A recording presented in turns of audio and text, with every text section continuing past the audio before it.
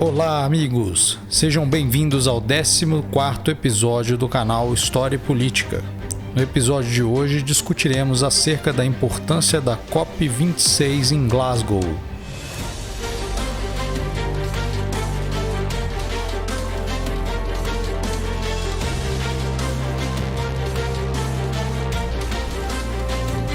No último dia 31 de outubro, no Scottish Event Campus em Glasgow, Escócia, Reino Unido, teve início a Conferência das Nações Unidas sobre Mudanças Climáticas, COP26. A cúpula começou no dia 31 de outubro e deve se estender até o dia 12 de novembro. A conferência reúne líderes de 120 países, como os presidentes dos Estados Unidos, Joe Biden, da Grã-Bretanha, Boris Johnson, França, Emmanuel Macron, além da atual e do futuro premier da Alemanha, Angela Merkel e Olaf Scholz, da Índia, Narendra Modi, da Austrália, Scott Morrison, do Japão, Fumio Kishida e do Canadá, Justin Trudeau. O objetivo da conferência é de articular a tomada de ações para combater as mudanças climáticas, principal desafio comum para a humanidade no século XXI. As consequências dessas reuniões de líderes e cientistas serão decisivas para o destino de nossas sociedades. COP é o acrônimo para a Conferência das Partes, em referência aos países membros da Convenção das Nações Unidas sobre Mudanças Climáticas, UNFCCC, na sigla em inglês, assinada durante a Conferência das Nações Unidas para Meio Ambiente e Desenvolvimento, SINUMAD, realizada no Rio de Janeiro em 1992, a chamada ECO 92. O número 26 é uma referência ao número da conferência na série iniciada em 1995 na Conferência de Berlim. Atualmente, essa convenção da ONU conta com a adesão de 197 países signatários. A COP26 de Glasgow é considerada por muitos como a última esperança que os países têm para tomarem atitudes com vistas a limitar o aumento da temperatura global entre 1,5 e 2 graus Celsius em relação aos níveis pré-industriais. Compromisso vital para a manutenção da estabilidade do sistema climático global. Esse é o colchão de segurança definido pela ciência para que a humanidade evite um aquecimento ainda mais desastroso. Tal compromisso foi firmado pelos países na Conferência de Paris em 2015, mas vem sendo pouco respeitado. A mudança climática produz efeitos generalizados na atmosfera, nos oceanos, na criosfera e na biosfera. Seus impactos para a vida humana são dramáticos, gerando escassez hídrica, quebra de safras, disseminação de doenças, salinização de rios e reduções dos estoques pesqueiros. Os impactos para a natureza são ainda mais dramáticos, contribuindo para a extinção de milhares de espécies animais e vegetais. As mudanças no clima global têm origem natural, mas são agravadas pela ação do homem, que em seus processos industriais e agrícolas, de criação de animais, de uso da terra e de seus recursos, realiza a queima de combustíveis fósseis e o desflorestamento de áreas virgens. No dia 1º de novembro, a COP26 foi aberta oficialmente pelo primeiro-ministro do Reino Unido, Boris Johnson, anfitrião do encontro. A conferência internacional organizada pela ONU serviu para a apresentação e discussão oficial dos relatórios produzidos em 2021 pelos órgãos daquela instituição. O principal deles foi o 6º relatório de avaliações do IPCC, Painel Intergovernamental de Mudanças Climáticas, publicado em agosto, contendo projeções perturbadoras para o futuro do clima no planeta. Outros 2 relatórios foram os apresentados pela OMS sobre impactos na mudança climática na saúde humana e pelo PNUMA, Programa das Nações Unidas para o Meio Ambiente, sobre o ritmo de descarbonização das economias. A COP26 é uma tentativa de manter vivo o Acordo de Paris de 2015, que prevê limitar até 1,5 graus a elevação da temperatura global com relação aos níveis pré-industriais. Quando foi assinado, o Acordo de Paris foi aplaudido pelos líderes como o início de uma nova era rumo a uma economia verde e limpa. Essa era, porém, não começou. Em 1º de junho de 2017, após a eleição do republicano Donald Trump, os Estados Unidos retiraram-se do compromisso. Só em janeiro de 2021, com a chegada do democrata Joe Biden à presidência da principal potência do mundo e segundo maior emissor, os Estados Unidos regressaram a esse acordo. Este foi um dos primeiros atos assinados por Biden em seu mandato. O presidente deu nova ênfase à questão ao organizar em abril de 2021 uma cúpula em Washington sobre as mudanças climáticas. Diferentemente dos aplausos entusiásticos ao fim da Conferência de Paris em 2015, os líderes dessa vez adotaram um tom sóbrio e mais realista. O presidente da COP, o britânico Alok Sharma, disse que a reunião é a última chance para se alcançar a meta climática de Paris. O que Paris prometeu, Glasgow deve entregar, disse ele. O anfitrião da COP, o premier Boris Johnson, alertou que estamos a 1 minuto para meia-noite. Essa é uma referência ao relógio do juízo final, ou Doomsday Clock, aparato criado em 1947 pelo Boletim de Cientistas Atômicos para fazer a medição simbólica do quão próximo a humanidade se encontra da aniquilação completa. Mesmo durante a Guerra Fria, quando o mundo esteve permanentemente ameaçado pelo perigo das armas nucleares, nunca estivemos tão próximos da marca da destruição total como agora com o risco climático. Segundo Johnson, temos que avançar da fase de declarações e debates para a fase de ação real e coordenada em todo o mundo. Em seu discurso, o secretário-geral da ONU, Antônio Guterres, adensou o alerta, ao afirmar que podemos estar cavando nossas próprias covas. Guterres pediu aos cerca de 120 líderes mundiais presentes na cúpula de Glasgow que revisem seus planos de cortes de emissões de forma contínua e não a cada 5 anos, como ocorre atualmente. O mais alto funcionário da ONU fez um apelo para que seja encerrado o nosso vício pelos combustíveis fósseis que está levando a humanidade ao limite. Segundo Guterres, os recentes anúncios climáticos podem dar a impressão de que estamos avançando, mas isso é uma ilusão, já que, segundo ele, o planeta caminha para uma alta de 2,7 graus nas temperaturas até o fim do século. No melhor cenário, as temperaturas subirão muito acima dos 2 graus Celsius, lamentou. Esse também foi o tom sóbrio adotado pelo presidente dos Estados Unidos, Joe Biden, que na conferência alertou que esta é a década decisiva para a mudança climática. Segundo ele, a crise já é visível em todo o planeta. Nas suas palavras, as inundações, as secas, os incêndios florestais e o clima volátil são sinais inequívocos de que a economia global precisa se reinventar. Segundo Biden, há apenas uma breve janela de oportunidade para que tomemos as ações necessárias. A própria Rainha Elizabeth e a família real inglesa, também anfitriões do encontro, disseram que o tempo para discursos acabou. O príncipe William condenou os multibilionários, dizendo que estes primeiro deveriam se preocupar em salvar o planeta e depois se engajar em uma corrida espacial.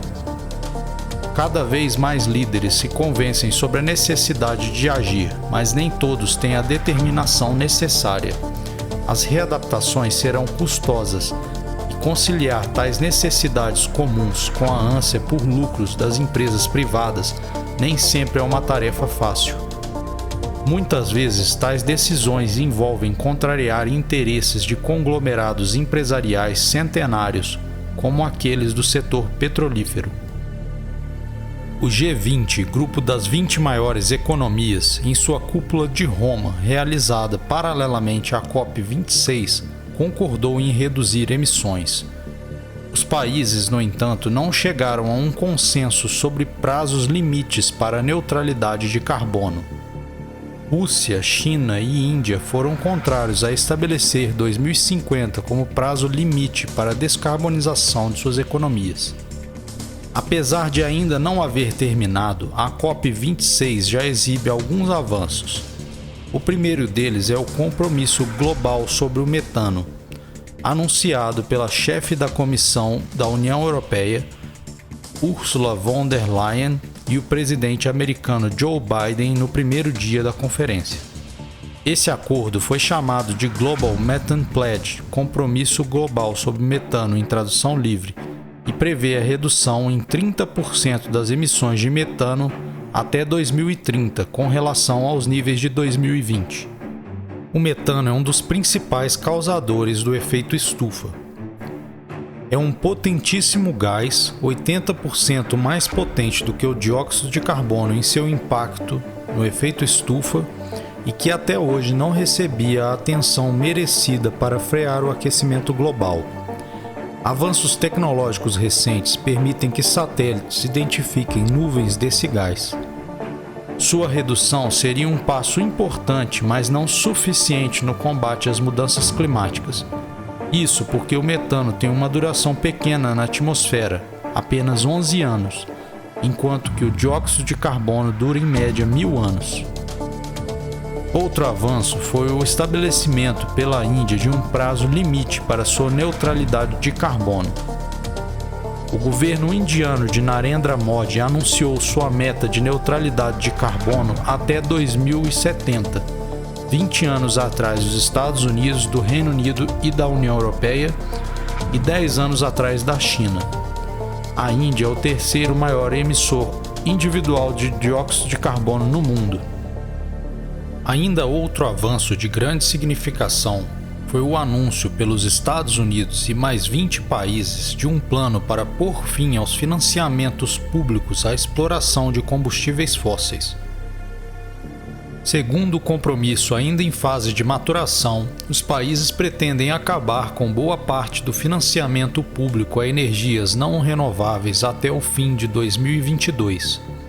Isso limitaria o financiamento, por exemplo, para a mineração de carvão, exploração de petróleo e investimentos em usinas termoelétricas movidas a carvão mineral e vegetal, por bancos de desenvolvimento nacionais e internacionais, como o Banco Mundial. Esse acordo segue em linha com a orientação da Agência Internacional de Energia, que diz que a canalização de recursos para energias renováveis é essencial para se alcançar a neutralidade de carbono até 2050. Os subsídios aos combustíveis fósseis foram calculados em 5,2 trilhões de dólares por ano em 2017. O equivalente a 6,5% da economia global, de acordo com o Fundo Monetário Internacional. Um outro ponto foi que os países ricos decidiram ajudar a África do Sul a reduzir a sua dependência em carvão. Estados Unidos, Grã-Bretanha, França, Alemanha e União Europeia anunciaram um fundo conjunto de 8,5 bilhões de dólares para descarbonizar a economia sul-africana, então muito dependente do carvão. Outros compromissos pactuados no curso da COP merecem ser destacados, como é o caso da Declaração de Florestas, assinada por 100 países, e que prevê o encerramento de todo o desmatamento até 2030. O compromisso envolve agora países correspondendo a 85% da cobertura florestal do planeta. Brasil e Indonésia, países com grandes extensões florestais, aderiram a esse compromisso de forma inédita. Por fim, houve avanços na negociação de regras para a conformação de um mercado de carbono global. O mercado de carbono é um mecanismo que permite a venda de direitos de emissões por nações que limitem as suas emissões de gases de efeito estufa para aquelas nações que têm dificuldades em cumprir suas metas nacionais, ou seja, o repasse de créditos de nações credoras para nações devedoras. As regras para um mercado de carbono vêm sendo discutidas desde 1997 com a assinatura do Protocolo de Quioto, mas apenas em 2015 esse mercado começou a ganhar corpo. A despeito dos avanços aparentes da COP, muitas problemáticas persistem no esforço coletivo de combate às mudanças climáticas. A conferência mostrou como essa não é uma questão de simples solução.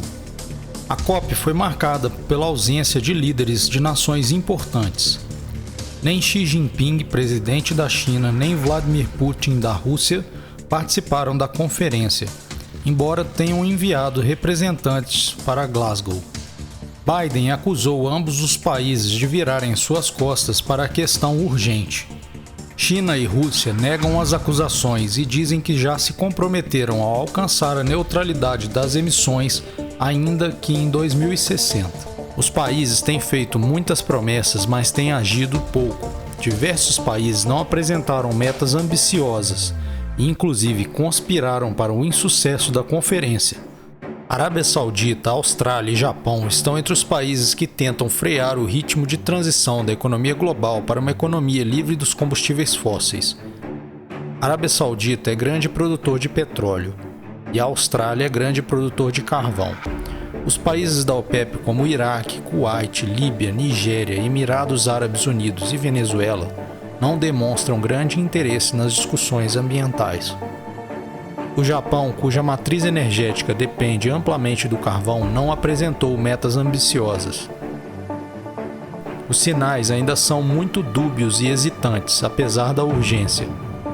O fato de muitos líderes terem comparecido à conferência com dezenas de aviões e carros de delegação gerou acusações de hipocrisia. Segundo um levantamento da BBC, o número de indivíduos vinculados à indústria do petróleo presentes à COP é maior do que a delegação diplomática de qualquer uma das nações.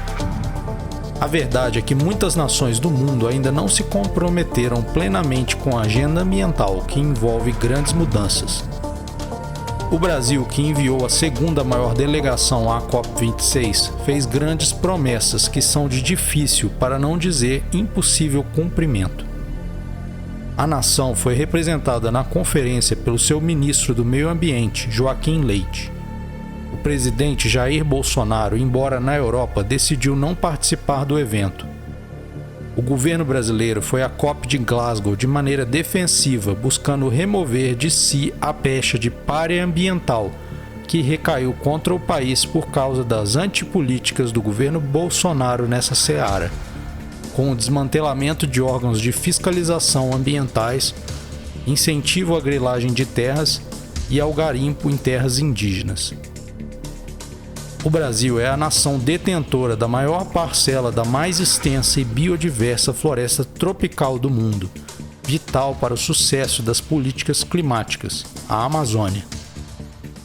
Em linha com o discurso de Bolsonaro na Assembleia Geral da ONU em setembro, o país fez grandes promessas, aderindo às principais declarações da ONU, como a de agir para alcançar o fim do desmatamento até 2030. O Congresso brasileiro também discute aprovar a meta de neutralidade de carbono até 2050. Ambas as metas, assumidas oficialmente pelo Brasil, porém, parecem irreais de se alcançar. Sob Bolsonaro, o desmatamento da Amazônia alcançou recordes, perdendo-se uma área de 3.300 campos de futebol por dia. Segundo o IPCC, as taxas atuais de desmatamento na Amazônia brasileira estão 182% mais altas do que as metas estabelecidas. A Amazônia corre o risco de desaparecer completamente caso o governo brasileiro continue estimulando práticas antiambientais, como a grilagem de terras e o desmatamento sem controle. O Brasil também é um dos maiores emissores globais de metano devido às suas criações animais. A nação possui um rebanho bovino de cerca de 220 milhões de animais, número maior do que a própria população humana brasileira. O perfil da economia brasileira ainda é profundamente dependente dos combustíveis fósseis, especialmente em seu setor de transporte, baseado nas rodovias. Uma adequação a essas metas exigiria uma reformulação completa do perfil produtivo brasileiro, algo que não tem ocorrido. O governo Bolsonaro empresta pouca relevância à questão das mudanças climáticas, classificando como protecionismo verde as críticas que recebe de países europeus. O Brasil, no entanto, país tropical, deve ser um dos países mais afetados no mundo pelas profundas transformações vindouras. O Brasil cobra dos países ricos mais financiamento para realizar a proteção da Amazônia e para realizar a transição energética. Segundo o ministro Joaquim Leite, o compromisso dos países ricos no auxílio aos países em desenvolvimento deve ser maior do que o atual 100 bilhões de dólares anuais estabelecidos pelo Fundo Verde para o Clima em 2009.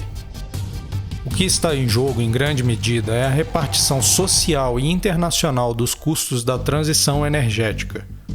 Um dos maiores desafios é o elefante branco do preço dos combustíveis renováveis, visto que as energias solar, eólica e o hidrogênio verde ainda não são baratas como o petróleo como insumo energético para as indústrias.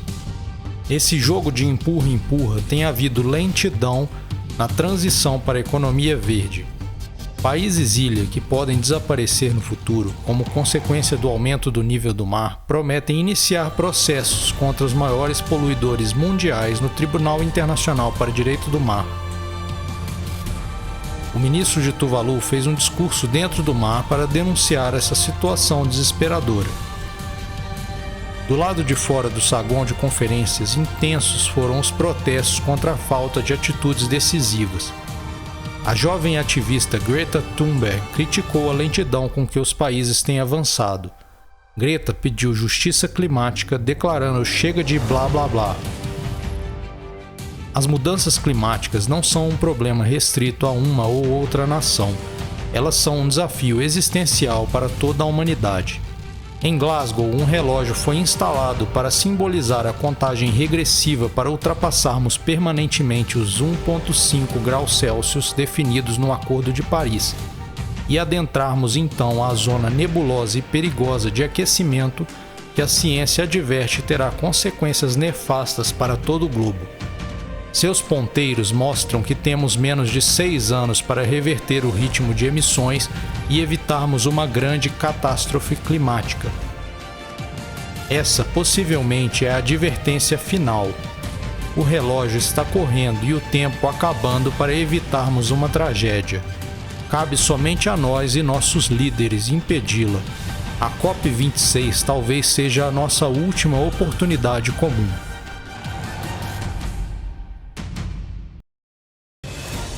Obrigado por assistir. Se você gostou do vídeo, acesse a página Facebook do História e Política para mais conteúdos exclusivos sobre este e outros temas. Não se esqueça também de deixar o seu like, se inscrever e ativar o sininho de notificações para novos vídeos. Um grande abraço e até a próxima!